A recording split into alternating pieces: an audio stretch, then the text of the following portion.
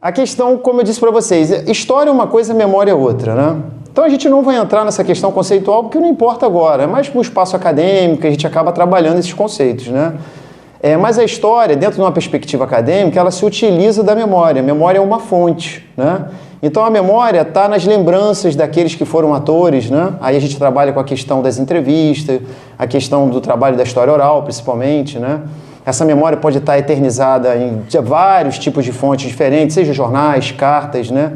O historiador, ele pega todo esse material, a memória é mais um tipo de fonte, a gente pode dizer assim, né? Importantíssimo, que se mistura muitas vezes com a história, né? Ele vai se utilizar desse material e ali ele vai construir, né? É lógico, trabalhando também com toda uma metodologia, se utilizando da historiografia, daquilo que já foi produzido sobre o tema, e aí tem uma perspectiva intuitiva também dele, né? Porque em determinados momentos ele não vai encontrar, então ele vai ter que preencher essas lacunas através do seu faro, né? Como um detetive mesmo, né? Assim como um detetive faz. Vai buscando as pistas, o historiador ele também faz isso. Ou não só o historiador, aqueles que queiram produzir a história dentro dessa perspectiva acadêmica, né? Porque a gente tem trabalhos best-sellers, a gente pode dizer assim, né? Dentro da historiografia do Brasil, e ela não foi produzida eminentemente por historiadores, às vezes por sociólogo ou por um pedagogo, né? Por um jornalista, né? Agora, dentro desse perfil mais acadêmico, como eu disse, né? Aí ele vai ter que ter todos esses cuidados, tá? Então é isso, vamos lá. Vamos começar, né? Olha lá. Então a gente vai falar um pouquinho sobre o movimento espírita. O que a gente pensou nesse trabalho? A gente não podia perder essa oportunidade, né, de alguma forma, tentar, o máximo possível contextualizando, trabalhando e trazendo algumas perspectivas, ainda que sejam bem rápidas, né? A gente vai estar en passant aí, de uma forma bem dinâmica, trabalhando algumas coisas. Por quê? Porque muitas das pessoas que hoje são trabalhadores do movimento espírita ou frequentadores não conhecem essas questões relativas à história do movimento da nossa região, né? Então, para a gente falar do mês espírita, a gente precisa de alguma forma entender aonde esse evento está inserido, né? O que vem antes? É lógico, a gente não vai vir, né, de alguma forma ali trazendo tudo que a gente poderia colocar. Porque aí a gente tem que pedir a pizza, como a gente brinca, né? Ia ter que ficar aqui um bom tempo aí trabalhando uma série de questões. E ainda assim não ia dar conta de tudo, né? Mas assim, a gente não poderia deixar de falar isso, né? Por quê? Esse mês espírita está acontecendo em 1986, mas antes disso tem movimento espírita. Ainda que a gente não tenha conhecimento. E o que era o movimento espírita regional, pensando na questão federativa, Rio de Janeiro, e o que é o movimento espírita local, né? Alguns de vocês já conhecem essa história, a questão da FERJ e da UZERJ, mas muitos não sabem, né? E a própria questão federativa do Rio de Janeiro, ela explica por si só por que a gente tinha duas federativas. E, obviamente, a nossa região, como ela está aqui do outro lado da poça, como a gente costuma dizer, a gente estava sob um guarda-chuva que se chama FERJ, Federação Espírita do Estado do Rio de Janeiro. Mas do outro lado da cidade, do outro lado do estado, ainda mais pensando a região que a gente chama do recôncavo da Guanabara, a Guanabara, né? A Baixada Fluminense, a cidade do Rio de Janeiro, inclusive, onde você tem um número considerável de casas espíritas, eles estavam sobre essa outra federativa que se chama UZERJ, tá? Depois vai acontecer a unificação e hoje só existe uma federativa que se chama CERJ, tá? A FEERJ, ela foi fundada em 1907. A sede da FEERJ é onde é o que é hoje aquele prédio ali na Coronel Gomes Machado, no centro de Niterói, que hoje se chama Instituto Espírita Bezerra de Menezes. Ali era federativo, né? E durante longo tempo, assim, ela teve essa representatividade. E, inclusive, de uma certa forma até anacrônica, ela continua como federativa, mesmo já não existindo essa divisão de dois espaços federativos. Por quê? Porque até a década de 70, 1975, você tinha o antigo Estado do Rio de Janeiro e o Distrito Federal, depois Estado da Guanabara. A cidade do Rio de Janeiro, durante longo tempo, foi capital do reino. Depois, capital do Império do Brasil e ainda capital da República. Essa transferência, essa mudança só vai acontecer só em 1961, já no século XX, quando Brasília se torna capital, e aí você tem a transferência administrativa e política. E aí o Rio de Janeiro, a cidade de Janeiro, perde esse status de capital do país. E aí qual é a solução que eles vão ter? Eles vão transformar a cidade do Rio de Janeiro em Estado da Guanabara. Então você tem o antigo Estado do Rio de Janeiro, Niterói, capital, e o Estado da Guanabara, a própria cidade ali do Rio, como miolo, como a capital, tá? E aí em 75 acontece a fusão dessas duas regiões administrativas. Só que o que acontece com o movimento espírita? Essa fusão não ocorre. Deveria ter ocorrido ali, né? Porque aí já começa os problemas. Que você pega, por exemplo, o Estatuto da FEB, você vai ver que a federativa dos estados, tá lá no Estatuto da FEB, ela tem que estar na capital dos estados. Só que você não tem mais dois estados, você só tem um. E aí a FEERJ continua ainda com esse status de federativa e a UZERJ com o status de federativa pelo lado da cidade do Rio. A UZERJ é criada em 1926, que era a antiga Liga Espírita do Brasil, brasileira, se não me engano. E aí tem todo esse impasse. Essa fusão ela só vai acontecer em 2006, que aí surge o Conselho Espírita do Estado do Rio de Janeiro, que é essa logo, que vocês estão vendo ali no meio. Olha lá, FEERJ, UZERJ, a fusão, você tem o CERJ. Então, nesse contexto da década de 80, que o primeiro mês espírita está acontecendo, você tem duas federativas. Então é importante a gente entender isso, né? E, obviamente, existia algumas dificuldades entre esses irmãos, principalmente que estavam à frente desses movimentos espíritas. Que, inclusive, isso vai postergar esse processo de fusão. Isso já poderia ter acontecido já antes, né? Inclusive, eu encontrei algumas fontes, por exemplo, da própria FEERJ, né, do presidente da FEERJ na época, do Floriano Moim Pérez, ele falando já como já, assim, de uma certa forma, que haveria essa fusão automaticamente. Você vê isso, ele dizendo, né? Encontrei isso no Jornal Itaborense, inclusive. Ele falando que a fusão iria acontecer, então para ele isso já era uma coisa automática. Uma vez que essas duas federativas... E ele era do lado de Niterói, da antiga FEERJ, né? Porque a FEERJ perderia o status. Mas aí isso, né? Tem todas essas dificuldades e a fusão só vai acontecer em 2006, tá? Só para a gente poder entender o que era o movimento espírita federativo nesse sentido, tá? E na questão local, que é o que mais interessa para a gente, né? Quais são as casas espíritas que existem nessa região que a gente brinca, né, de vez em quando, falando que era um verdadeiro vice-reinado, né?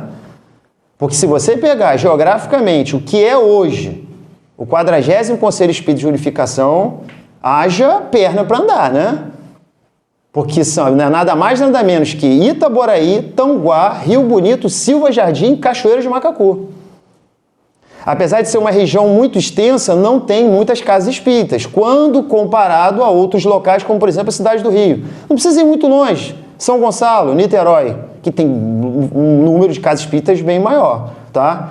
Então, em Itaboraí, as casas espíritas que vão ser fundadas, elas são fundadas quase no mesmo mês. É impressionante, né?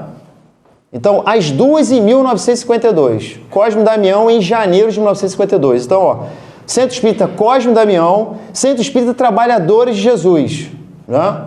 Centro Espírita Trabalhadores de Jesus, para quem não sabe, ela foi construída, né, dentro daquele espaço asilar, né, conhecido como Colônia Tavares de Macedo. Então, é um centro espírita construído com uma demanda específica, que é atender aquele núcleo, porque, para quem não sabe, o Tavares de Macedo é uma cidade dentro de outra cidade, né? Inclusive, você tinha prefeitura, você tinha espaço prisional, você tinha delegacia, você tinha, existia uma série de instituições dentro desse espaço para administrar aquela realidade. Então você tem a Capela de Santo Antônio, Igreja Católica, 1942 foi construída, porque o Tavares de Macedo é inaugurado em 1938, né? Ele demora 2 anos para ser construído, de 36 a 38. Então, qual é a ideia? Uma vez que você tem ali, chegaram a ter entre 500 e 600 pacientes ali internados compulsoriamente naquela região, aquele local, né? Então, você tem que atender a demanda do credo daqueles pacientes, né? Primeiro, o templo católico, mas depois você tem, rapidamente, Igreja Congregacional, Igreja Batista, Centro Espírita, 1952, Trabalhadores de Jesus. Então, os dois foram fundados no mesmo ano. É interessante. O Cosme Damião, ele vai ser esse locus, né, de fazer o trabalho mais relacionado à divulgação da doutrina espírita e do movimento espírita, porque ele, até pela sua localização, né, ele está simplesmente na principal marginal da cidade, a principal via, que é a Avenida 22 de Maio.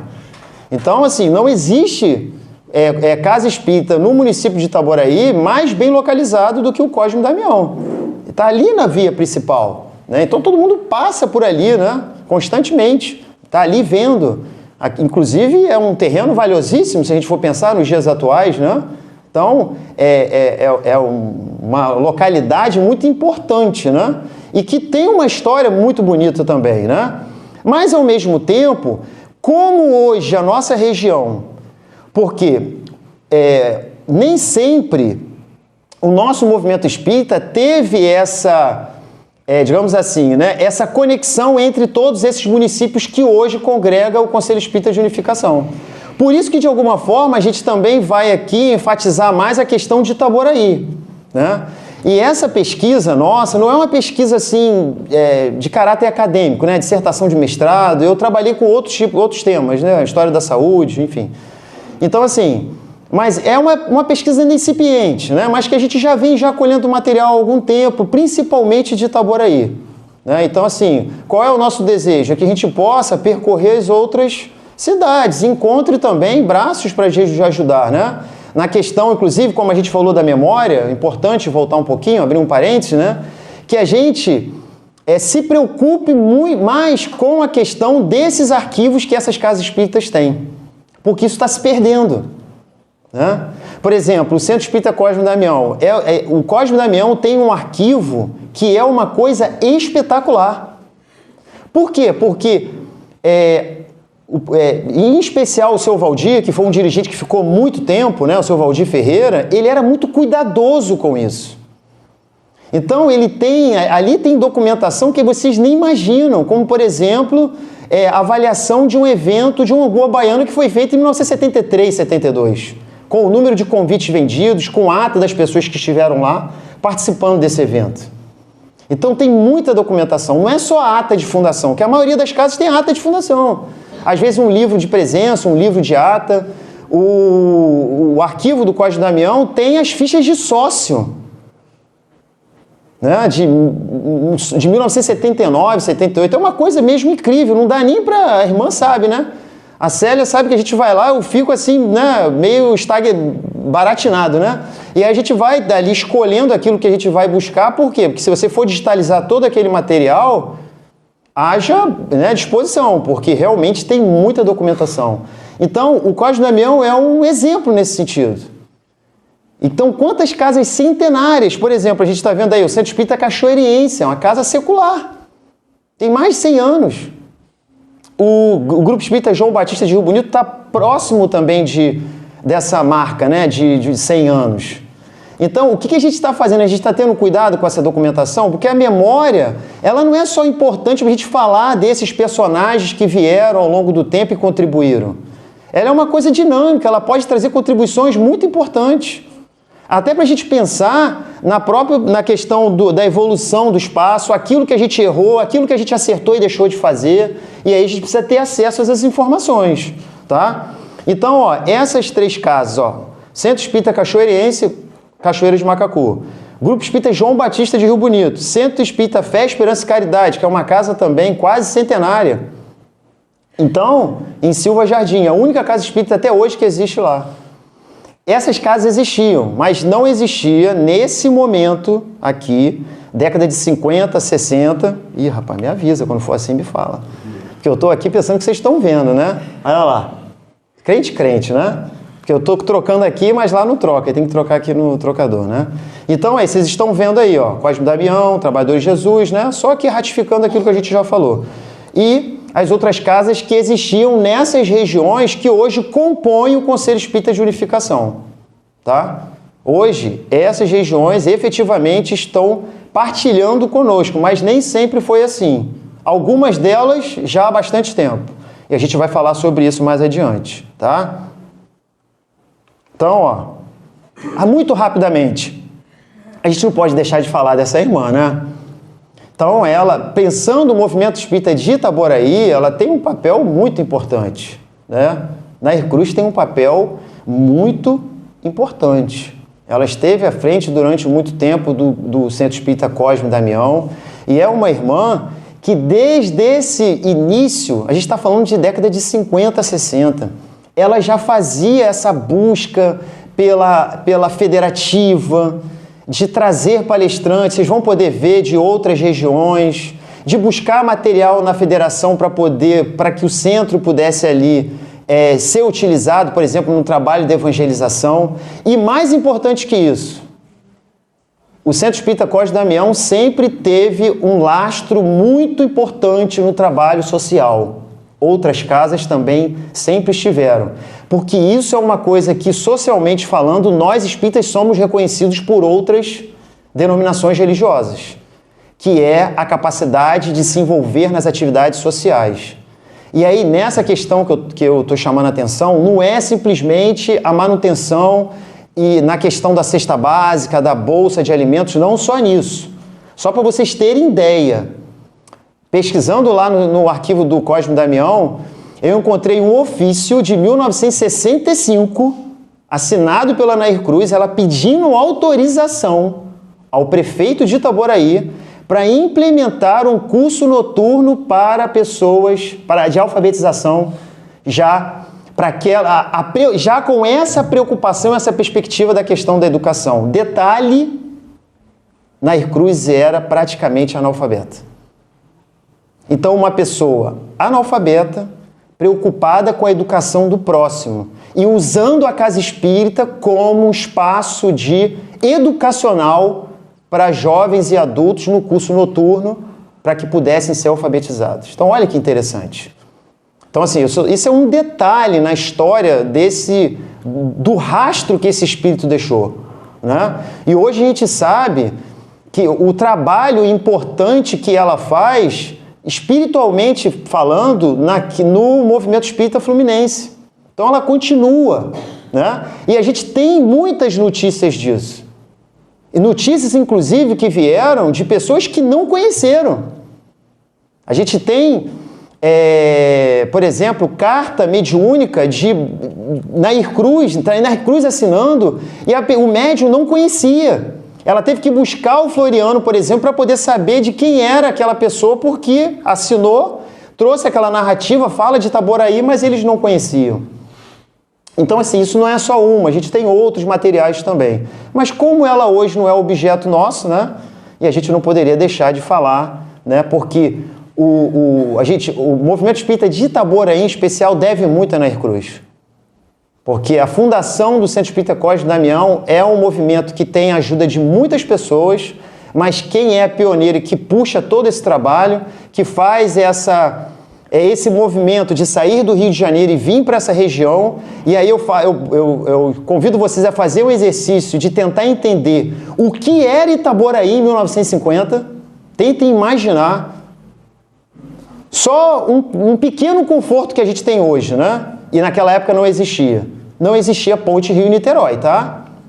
Então, quando você queria atravessar, você tinha que pegar a balsa, né? Então, para aquele que fazia esse movimento pendular de ir trabalhando diariamente, já imagina o que era, né? Tenta imaginar o que era o transporte no período de 1950. O hospital público não existia aqui em Itaboraí, só para vocês terem ideia. Então, era tudo muito difícil, tudo muito dificultoso. Mas ela, obviamente, é um espírito que veio com essa missão. Ela veio com essa, justamente, com essa responsabilidade, tá? Esse é um personagem muito importante, né? Alguns de vocês conhecem, né? Que é o Heitor Costa, já desencarnado, espírita. Durante longo tempo foi o redator e o principal jornalista do jornal O Itaboraense. Ele participou da fundação de casas espíritas na nossa região, que você pega a ata, tá lá o nome dele. Inclusive ajudando na legalização, como, por exemplo, o nosso amigo recém-desencarnado, Gerson Abreu, né? O Heitor Costa é um personagem que participa, por exemplo, da fundação do Centro Espírita Francisco de Assis, no início da década de 80, lá no bairro da Reta Velha. E ele tinha uma parceria muito grande com o movimento espírita, em especial com o Centro Espírita Cosme Damião, que durante longo tempo em Itaboraí foi o principal articulador nessa questão de divulgação do espiritismo e no elo com a federativa.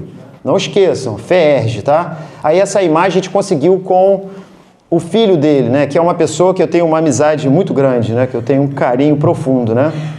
Que é um dos herdeiros, né, de todo esse trabalho, né, que é o seu Eimar, né, Eimar Costa.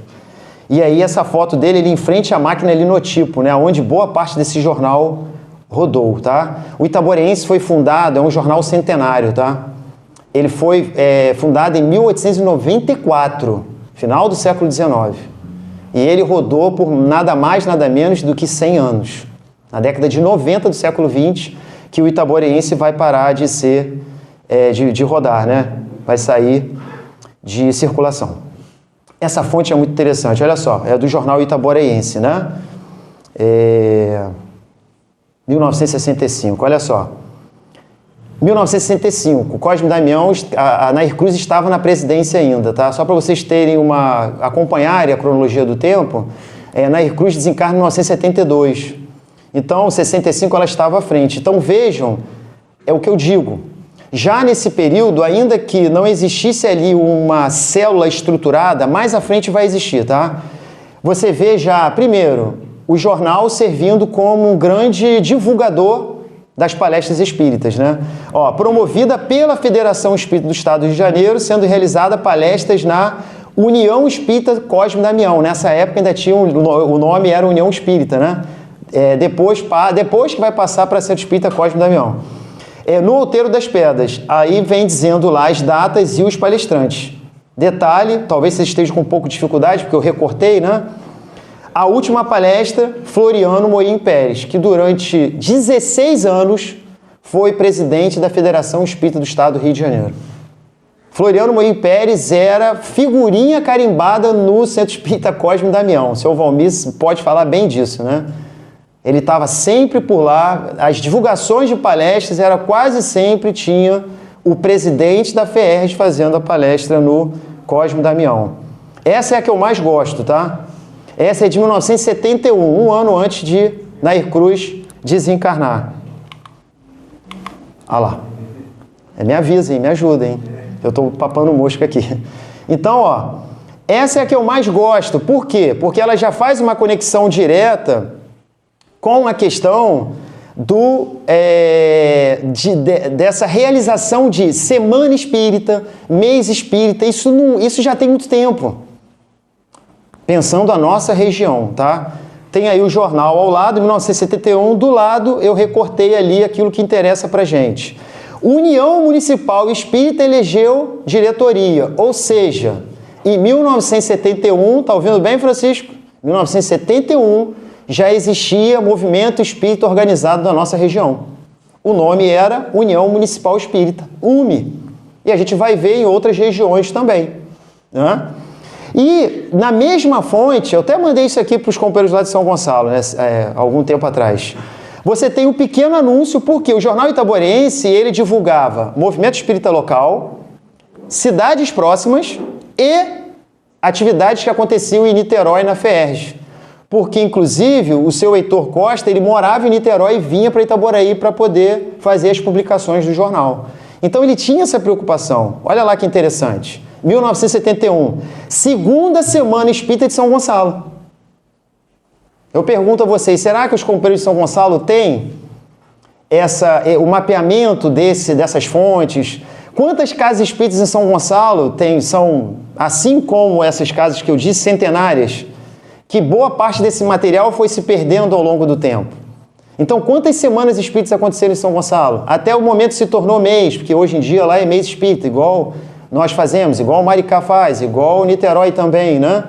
Então, vejam que coisa interessante. E aí, do lado direito, que mais interessa pra gente, falando da diretoria.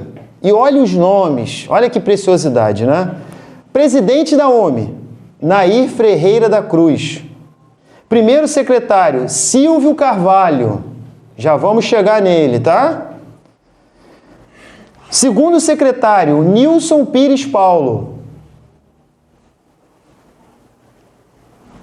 Tesoureiro, Damião Duarte Louredo. Damião Duarte foi um companheiro que era do Cosme Damião e que durante um tempo dirigiu uma das casas que foi fundada por Nair Cruz. Nair Cruz funda o Centro Espírita Cosme Damião, mas ela vai fundando outros pequenos núcleos espíritas. E o Damião era um desses dirigentes que estavam à frente dessa casa espírita, tá? E aí ele vai dizendo quem estava presente, olha, no ato estiveram Floriano Moinho Pérez, presidente da FEERJ, José Santos, presidente da UME, de São Gonçalo, Ventura, presta atenção no que eu vou falar, hein? Otávio Maria, representante do Centro Espírita Trabalhadores de Jesus. Para quem não sabe, Otávio Maria é um dos fundadores do Centro Espírita Trabalhadores de Jesus. Era do Movimento Espírita de São Gonçalo, né? Segundo o nosso saudoso Silvio Carvalho, né? E aí ele vai dizendo, ó, Damião Duarte, do Centro Espírita Paulo de Tarso, é uma dessas casas fundada por Nair Cruz, de Visconde. Francisco Alonso, do Centro Espírita João Batista. Para quem não sabe, Francisco Alonso era um médium que fundou o Centro Espírita João Batista em Visconde de Itaboraí, na década de 70. Muitas dessas casas, porque a gente tem que entender o seguinte também, o que era espiritismo nesse momento? Não é o que a gente entende hoje como espiritismo, né? Essa ideia de pureza doutrinária, eu particularmente não gosto desse nome, né? Enfim, mas que alguns irmãos defendem tanto com unhas e dentes, né? Isso não existia. Então é óbvio que muitas dessas casas, inclusive essas próprias como Cosme Damião, que tinha esse trabalho de proximidade com a federativa. Então, era o tipo do seguinte, gente, quando a pessoa passava mal, ela corria para o centro espírita. Não tinha hospital público, não. Então era uma realidade social que o centro espírita dava conta de que hoje ele não faz muitas vezes isso. Por quê? Porque, obviamente, o Estado se desenvolveu e as políticas públicas foram sendo criadas e atendendo às demandas sociais dos indivíduos. Mas nem sempre foi assim.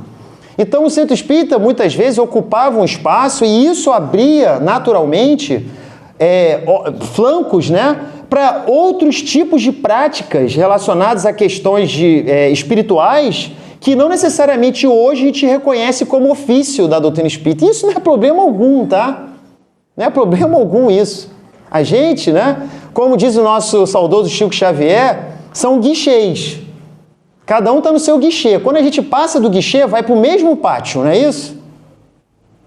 Seja evangélico, seja... Porque tem pessoas que ficam atormentadas por isso, né? Porque às vezes o cônjuge não é espírita. Ele só está em outro guichê. Daqui a pouco, quando passar, vai para o mesmo pátio, não é isso? O que vai importar? Lembrando lá o Evangelho segundo o Espiritismo e a Rainha de França. Quantas lágrimas enxugaste, não é isso? É isso que vai fazer a diferença. Agora, esses pacotes, né? Os rótulos. Agora é lógico, a gente sabe, né? Que a doutrina espírita ela dá um ferramental para a gente extraordinário para a gente entender a realidade da vida. Agora, o que vai fazer a diferença é o que a gente fez com isso, né? Como diz Jesus, cada um vai ter que dar conta da sua administração, né? Então essa fonte é espetacular, né? Porque quando eu achei, eu falei, meu Deus do céu. E reunindo esses personagens que poucos conhecem, por exemplo, como Francisco Alonso, né? Como Otávio Maria, a gente não vê. Esses nomes depois não vão aparecer nos livros de atas, não vai. Até porque muitos deles faziam os trabalhos específicos nas suas localidades. Obviamente, o Centro Espírita Trabalhadores de Jesus, durante longo tempo, ele vai ficar dentro da esfera do Hospital Tavares de Macedo, por ser um espaço de reclusão. As pessoas, para sair daquela localidade, do hospital, elas tinham que pedir uma autorização. Né? Então ele tinha que ser considerado clinicamente saudável para poder fazer essas idas e vindas. Não é à toa que isso acontecia de forma clandestina a todo momento. Até porque aquela localidade do Tavares de Macedo nunca teve muros, né? Então as pessoas iam e vinham e eram punidas, ficavam presas, né? 5 dias, fugia de novo. Vinha, fugia de novo. Porque a necessidade da pessoa de se relacionar, de sair de dentro daquele espaço, né? Estava internado compulsoriamente, enfim. E aí, a gente não vai trabalhar mais com o jornal, mostrando que, diferentemente de que outros companheiros às vezes propagam, quando Nair Cruz desencarnou, o Cosme Damião se fechou. Não necessariamente, não é isso, né? Porque aí assume o seu Valdir Ferreira como presidente. E o jornal prova isso, a fonte está provando, porque em 1975, 3 anos depois, o jornal publicando a convocação da União Municipal Espírita de Itaboraí. Então, essa organização ela ainda acontece durante o tempo. Depois, isso vai se arrefecendo. Agora, por que isso aconteceu? Aí a gente não sabe. Aí tem que ser a pesquisa, aí tem que ir atrás das fontes, né? Porque aí as casas espíritas foram se fechando e aí só em 86 que a gente vai ter de novo o reagrupamento dessas instituições que a gente mais adiante vai estar trabalhando, tá? Desculpa, não troquei, tá vendo? De novo. Olha lá, União Municipal Espírita de Itaboraí, o convite, 1975. Nair Cruz já tinha desencarnado, como eu disse, e o seu Valdir era o presidente do Cosme Damião, tá? Seguindo. Vamos dar um salto, né? Olha lá, ó. Década de 80, 1986, quais casas espíritas existem na nossa região? Vejam que o cenário já está diferente, né? Já está diferente. Centro Espírita Cosme Damião, Centro Espírita Trabalhadores de Jesus, Centro Espírita João Batista, década de 70, é fundado. Centro Espírita Francisco de Assis, no bairro da Reta, né? Os outros a gente colocou só para mostrar esse mapa, porque a gente já tinha citado, como eu disse, são casas muito antigas, né? Cachoeirense, João Batista de Rio Bonito e Centro Espírita Fé, Esperança e Caridade Silva Jardim, tá? Seguindo, vamos lá. Primeiro mês espírita, chegamos, né? Não é esse o tema? Primeiro mês espírita, né? Vai chegar, olha lá. Porque agora foi culpa da internet, não é minha não. Então, assim, chegou, né? Primeiro mês espírita de Itaboraí, 1986. Eu fui ler o Estatuto da FEERJ, tem um artigo lá, artigo 40. O que diz esse estatuto? Que para ser criado um Conselho Regional Espírita, era preciso que tivessem 3 casas espíritas na região. Era preciso 3 casas para fundar o CRE, Conselho Regional Espírita. Mais adiante vocês vão ver melhor entender isso, né? Então, como na região já existiam 3 casas, já era possível criar esse Conselho Regional Espírita. Então, o presidente da FEERJ, ele começa a se aproximar para, né, ali incentivando os companheiros para que fosse criado esse conselho regional. Só que o conselho regional, ele é posterior ao mês espírita. Ele é criado logo em seguida. O mês espírita é primeiro. O primeiro mês espírita, ele é um catalisador justamente para essa organização, novamente, essa reorganização, melhor dizendo, do movimento espírita. Entendeu? Então, o primeiro mês espírita de Itaboraí, local que vai acontecer, Salão da Câmara Municipal de Itaboraí. Espaço importantíssimo, né? Histórico para a cidade de Itaboraí. É a primeira grande instituição construída na cidade quando Itaboraí deixa de ser freguesia e vira uma vila. O que caracteriza uma vila dentro daquela configuração do antigo reino, né? Período colonial, era justamente o quê? Era a existência, né, do poder legislativo. Então, esse espaço onde aconteceu o primeiro mês espírita é um espaço importantíssimo, simbólico para a cidade. E foi aberto essas portas para que os espíritas lá estivessem. Isso é importante, né? Mas vocês vão entender por quê, né? Por que essas portas foram abertas, né? Quem são os responsáveis por essa organização? A FEERJ, através do seu presidente, personagem importantíssimo para o movimento espírita da nossa região, João Luiz Pessoa. Ele é o cara, dentro desse momento, como alguém que vai incentivar muito a organização do movimento espírita e o surgimento de outras casas espíritas, participando inclusive da fundação, né? Isso é um fato, né? E isso vai ser uma catapulta, né? Justamente para que a partir daí a gente dê uma certa decolada no movimento espírita, tá? Da nossa região. E aí tá os temas, ó. Alguns personagens históricos, né? Principalmente da região da antiga FEERJ, né? Que é o caso do Newton Boechat, o Alexandre Rocha também, que era da UMEN, né? A UMEN é uma casa importantíssima para o movimento espírita fluminense, né? Vocês sabem, né? Ela foi criada aonde um grupo de jovens de Niterói estava indo para um encontro de mocidades e no ônibus eles começaram a se perguntar, conversando. Engraçado, a gente está aqui em grupo, indo para um evento da juventude e a gente não tem casa espírita. Eles não tinham representação. Então a UMEN nasce justamente através desse movimento. E entre esses personagens, desses fundadores, um deles era justamente o Newton Boechat. A família Boechat é uma família muito ligada ao espiritismo, né? Tem o Norberto, tem o Erdi Boechat, né? Ligado ao Centro Espírita Sheila, né? Lá em Niterói. Então, ó, Alexandre Rocha, UMEN Niterói. Newton Boechat, Centro Espírita Antônio de Pádua, uma casa muito antiga, né? Nilson Visconti, não consegui identificar de qual casa espírita, mas sei que era de Niterói, porque o convite desses palestrantes foi todo responsabilidade da FEERJ, tá? E Elicides Teixeira, Centro Espírita Friburguense, fechando justamente esse evento, tá? E aí, como eu costumo dizer, esse painel aqui é a nossa cereja do bolo, né? Caberiam mais nomes ali, tá? Caberiam outros. Mas o que a gente fez, né? A gente tentou ficar exatamente nesses que a gente identificou como protagonistas, tá? Por quê? Porque alguns, inclusive, vão estar e vão contribuir muito já a partir do segundo mês espírita 87, que é o caso ali que ele não gosta que fale, né? Que é o nosso irmão Luiz Mauro, Mota Melo, né? Tá ali sentadinho ali, ó, do lado do Luiz Francisco. Então, eu acho de certa forma injusto às vezes, né? Porque a gente fica querendo contemplar, mas enfim, como é o mês espírita o primeiro, esses personagens são muito importantes. Por que o mês espírita vai acontecer na Câmara Municipal? Porque o prefeito tinha uma simpatia pelo espiritismo. E esse prefeito é ninguém menos do que João Batista Cáfaro, que é um prefeito que é simbólico para a cidade, né? Quando aqueles que são da cidade, nativos ou não, né? Quando lembro de João Batista Cáfaro, há sempre uma memória positiva, né? A maioria dos outros não é muito assim, né, meus irmãos?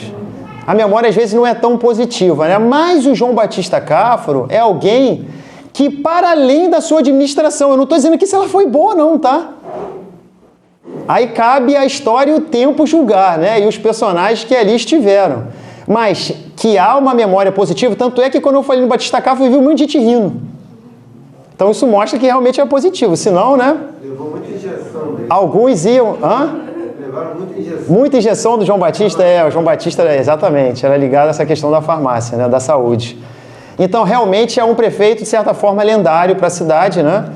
E aí tem cada um dos personagens que nós identificamos como personagens mais importantes desse primeiro mês espírita, tá? João Luiz Pessoa, como eu disse, presidente da FERJ naquele período. João Batista Cafro, prefeito de Itaboraí. O senhor Valdir Ferreira, presidente do CECED, Cosme Damião, Centro Espírita Cosme Damião, tá? O nosso queridíssimo Silvio Carvalho de Oliveira, né? Presidente do Centro Espírita Trabalhadores de Jesus. Heitor Costa.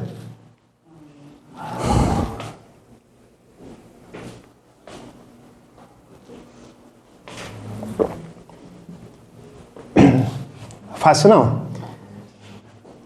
Heitor Costa, já falamos dele, né? O Jornal Itaboriense, também é um personagem protagonista desse evento, tá? Edide Araújo Caldas, a foto, infelizmente não tinha uma foto melhor, então a gente fez um recorte do registro do primeiro mês espírita. Ela era presidente do Centro Espírita Francisco de Assis. E vocês vão ver lá ela atuando, né? Na fotografia porque fica muito claro isso, né? Personagem pouco conhecido, mas muito importante, gente. Humberto, nossa senhora. Humberto Nogueira, Centro Espírita, na época cachoeiriense. Hoje, Grupo Espírita Luz e Vida. Poucos conhecem Humberto, né? Humberto foi o companheiro que, antes de Itaboraí realizar o primeiro mês espírita, ele já estava no segundo mês espírita de Cachoeira e já tinha realizado a banca do livro espírita, né? E ele era alguém muito próximo aqui dos companheiros de Itaboraí. E essa proximidade vai se dar de forma mais efetiva porque quando é criado o CRE. A gente vai falar mais adiante, tá? Então, só para vocês terem ideia, Humberto, em 1976, ele era evangelizador no Centro Espírita Centro Espírita Cachoeiriense. 76, gente. 76 eu estava no plano espiritual pedindo pelo amor de Deus para desencarnar. Detalhe, de joelho, né? Para reencarnar, olha. Já vi que vocês estão prontos aí, ativos, né? Para reencarnar, desencarnar eu já estava, para reencarnar, né? Aí, bom que descontraiu, isso é ótimo, né? Porque muitas vezes a gente fala assim, né? Não tem aquela música, né? Eu não pedi para nascer, não é isso? Ah, meu filho, né? Realmente você não pediu, você implorou, né? E de joelho. Tava lá eu de joelho, o companheiro já estava evangelizando. É por isso que quando eu chego perto eu fico até sem graça às vezes, né? Nossa senhora, eu também não sabia, né? Então, realmente o Humberto é um companheiro importante que foi um dos primeiros presidentes do CRE, tá? E esse jovem, vocês estão vendo? Tá dando para ver? Ó, eu tenho essa foto, tá? Eu tenho essa foto, 1977, lá no Código Damião, tá? Quem quiser, ó, Pix, CPF 082. Então, ó, essa foto, né? Olha ele jovenzinho de terno, né? Olha lá. Todo bonitinho. Todo bonito, né? Eu falei, eu ia pegar uma foto nova, né, seu Valmir? Olha lá. Valmir de Paula Ferreira. Nesse período, Centro Espírita Cosme Damião. Do lado, esses dois em especial, né? Os comentários, eles sobram, né? Valmir de Paula Ferreira, Benedito Moreira, os dois eram do Centro Espírita Cosme Damião. Esse, infelizmente, não está aqui. Eu acho que está acompanhando a gente online. Eu mandei o link para ele, né? Porque ele está lá com a nossa irmã Nilma. A gente manda um abraço apertado para ela, que está internada lá no INTO, né? Porque senão, com certeza, ele estaria, né? Então, fica as nossas melhores vibrações para a nossa irmã, para que ela possa voltar para o campo efetivo, que ela gosta bastante, principalmente atualmente na área da arte, né? A nossa irmã Nilma Romani. Então, nosso irmão Benedito também fala por si só. Luiz Francisco também está ali, ó, quietinho, mas olha ele aí, ó. Vejam que coisa interessante. Vocês vão pensar assim, existia Grupo Espírita Papucaia? Não é isso. Grupo de Estudos Espíritas de Papucaia. Era um grupo de estudos. Era a célula embrionária daquilo que vem a ser o Centro Espírita Deus, Cristo e Caridade. E engraçado que quando você pega a ata do CRE, algumas, né? Tá lá, Luiz Francisco grupo de estudos de Papucaia, entre parênteses, né? Por isso que eu fiz questão de colocar, viu, Luiz Francisco? Até porque, como eu disse, né, você, Benedito e todos esses muitos desses personagens, a história fala por si só, porque realmente são companheiros muito importantes para a construção do nosso movimento espírita, né? Certo? Seguindo, olha lá. Nós temos registros. Tinha uma alma abençoada lá, com uma máquina fotográfica que fez os registros desse momento tão importante, né? Eu não sei quem é essa alma, mas que Deus abençoe onde ela estiver, seja ela desencarnada ou encarnada ainda, né? Que tirou essas fotos, né? Nós não temos muitos registros, mas está aí, né? Olha lá, o nosso irmão Valdir Ferreira, né? Que foi presidente do Centro Espírita Cosme e Damião durante 28 anos, em pé justamente nesse momento. E engraçado que essa foto, né? Os 3 personagens ali, presidentes de Casa Espírita, eu vou passar para vocês, ó, depois eu retomo, Silvio Carvalho no centro e a dona Edi, Centro Espírita Francisco de Assis, tá? Ó, não, eu coloquei só essas por enquanto, Francisco, calma o coração. Então, ó, voltando, né? Eu não vou apontar... Ah, tá, rapaz. Meu Deus. Calma, coração. Então, ó, seu Silvio, eu falei pro Mateus que isso não ia dar certo. Ele falou que não, você não vai errar, olha lá. Ó, viu o TI Master, né? Sabia que não ia dar, mas vamos lá. Então, ó, nosso irmão Silvio e aí a nossa irmã, presidente do Centro Espírita Francisco de Assis. As 3 fotografias, os 3 estão ali em perfil no centro da imagem, né? Eu achei isso interessante, é um ponto também como análise da imagem, né? Da fonte, né? E aqui, ó, esse aí, né? É justamente João Luiz Pessoa, tá? Não tinha cabelo já nessa época, né? Olha lá. Olha o nosso irmão Silvio, jovem ainda, né? Olha só que coisa, né? E ali, vocês vão ver, do lado do seu Valdir, o prefeito João Batista Cáfaro, tá? Aqui na imagem, ó. Aqui, ó. João Batista, seu Valdir, aqui, Silvio Carvalho, Centro Espírita Trabalhadores de Jesus. Voltando para a primeira imagem, olha lá. Ah, o guarda municipal? Espera aí. Voltei, tá certinho. Ah lá, agora sim. Seu Valdir no centro da imagem, aqui João Luiz Pessoa, o prefeito, aqui o primeiro palestrante, provavelmente esse foi o registro da primeira palestra, né?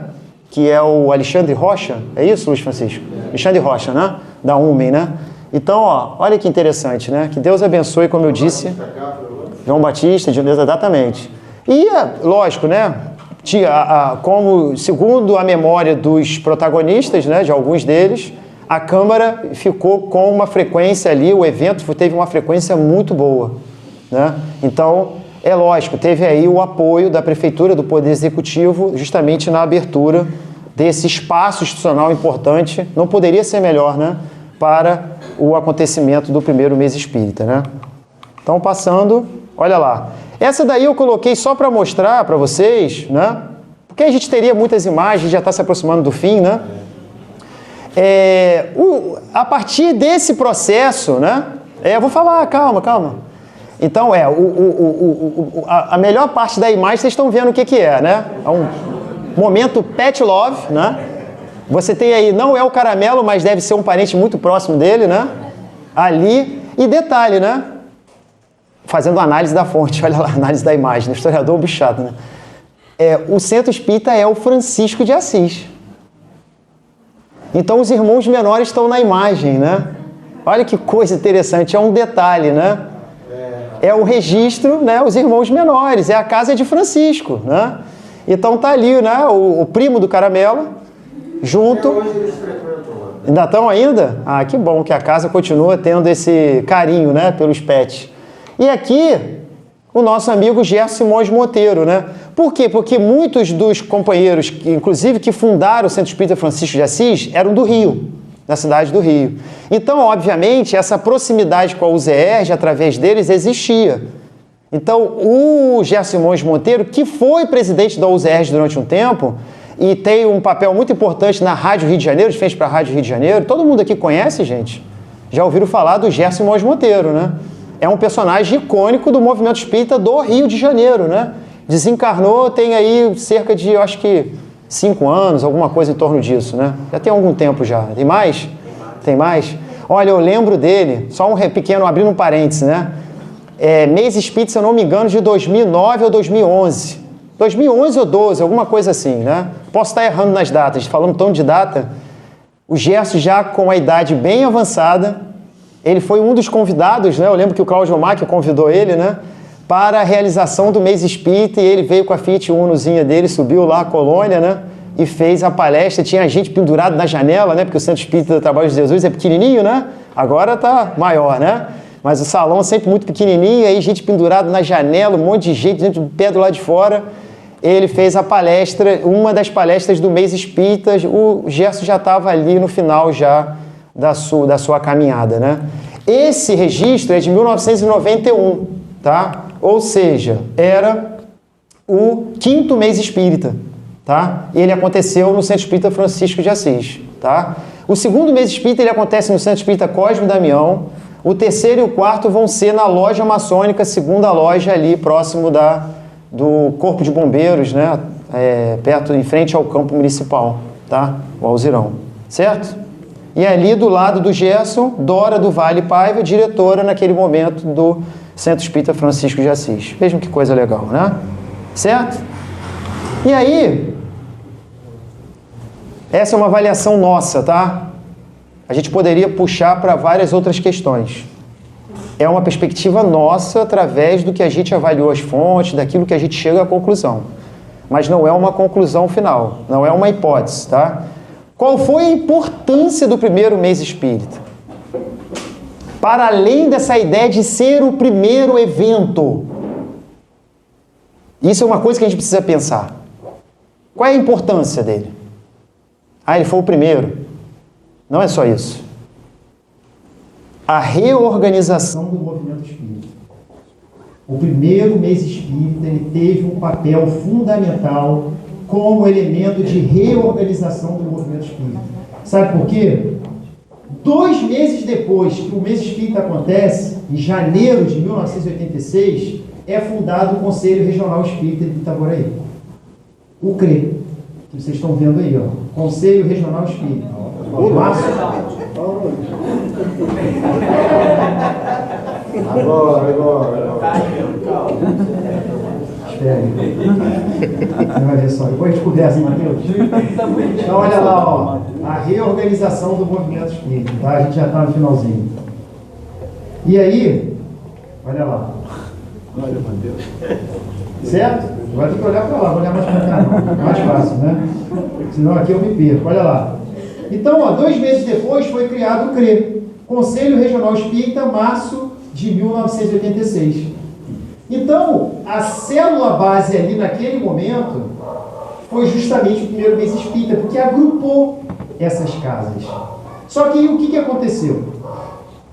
Quem assume o CRE é o seu Valdir, presidente do Cosme Damião. Só que 2 meses depois, ele resolve abdicar do cargo e retirar o Centro Espírita Cosme Damião da Federação Espírita do Estado do Rio de Janeiro. É uma decisão específica dele, não sabemos o motivo, mas isso também não vem ao caso. E aí virou um problema. Qual o problema? Você não tem mais as 3 casas espíritas, porque o Cosme Damião ele se retira. É aí que surge, a partir desse momento, a aproximação efetiva com Cachoeiras de Macacu.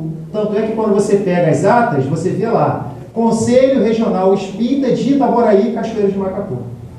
Porque aí o Centro Espírita Cachoeirense passa, ele é incorporado justamente para fechar essa trinca de 3 casas e automaticamente cumprir o que o Estatuto da FERJ dizia. Entendendo? Então vejam, essa ideia de ter mais de um município junto com Itaboraí, ela já vem de lá, de 86. Depois, Tanguá se emancipa e aí é fundado a Casa de Centro de Cultura Espírita Allan Kardec. Aí passa-se Centro, Conselho Regional Espírita de Itaboraí, Cachoeiras de Macacu e Tanguá. Nos anos 2000, vai se aproximando Silva Jardim, a nossa irmã Elza, ela passa a frequentar as reuniões. E aí você já tem na ata sendo assinado. Conselho, aí já não era mais Conselho Regional Espírita. Em 95, o CRE passa a ser CFM, Conselho Federal Municipal, de Itaboraí, Tanguá, Silva Jardim, Cachoeiras de Macacu. Rio Bonito só vai ser incorporado nas atas oficialmente só mais ali, principalmente, quando você tem o surgimento do seu. Aí só acontece em 2006. Isso seguindo a perspectiva das atas, tá, pessoal? Porque pode ser que, de repente, algum companheiro de outra casa, como, por exemplo, o Grupo Espírita Maria de Nazaré, esteve ali numa reunião e isso não foi registrado em ata, a gente fica ali, porque vocês sabem, né? Essas atas são muito objetivas, né? E bem curtinhas. Então, você tem que ficar ali, de alguma forma, juntando, né, ali as pecinhas para poder fazer essa construção. 42 seu, a partir de 2006, estamos até hoje. O resto é história, né? E aí outros personagens muito importantes foram incorporando todo esse processo. Por isso que eu disse, né?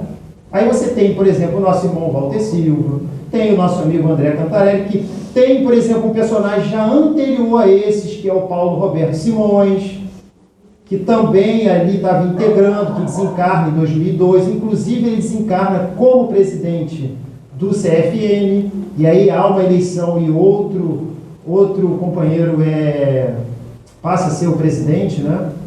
Então, assim, tem companheiros que ficaram pouquíssimo tempo, é o caso da dona Yolanda, né, presidente do Centro Espírita Cachoeirense, que foi presidente do CRE, logo depois ela não continua, o Humberto assume. Então, aí já é uma perspectiva que a gente vai trazendo para uma outra temática, né? Mas eu quis trazer isso para vocês, por quê? Porque, como eu disse, porque tem muitos aqui que não conhecem essa história. Não sabem, né, a importância desses companheiros que batalharam tanto, né, que deram ali a sua cota para que a gente pudesse hoje ter esse, digamos assim, né, cada município com casas espíritas, Itaboraí com o número de casas espíritas que hoje tem, né, e a gente tem muito a crescer ainda, só depende da gente. O Andor está com a gente agora, né, e aí vai depender da gente, né, justamente de a gente seguir adiante, inclusive em memória a esses irmãos. Alguns estão aqui, mas muitos não estão mais. A gente lembra saudosamente, né? Por isso que a gente se emociona, né? Se a gente fosse falar aqui, a nossa irmã Rebeca, Jax, né? Quantos aí fundaram casas espíritas e a gente não está aqui deixando de falar? Por isso que eu disse, é difícil, né? Porque quando você fala da história e fala desse protagonismo, quantos que a gente acaba de alguma forma não trazendo aqui para o nosso diálogo, tá bom? É isso. Muito obrigado pela paciência de vocês em me ouvir, né? Se deixar a gente vai falando, vocês me conhecem já, né? E aí fica o nosso muito obrigado a todos, tá bom? Tá paz para vocês.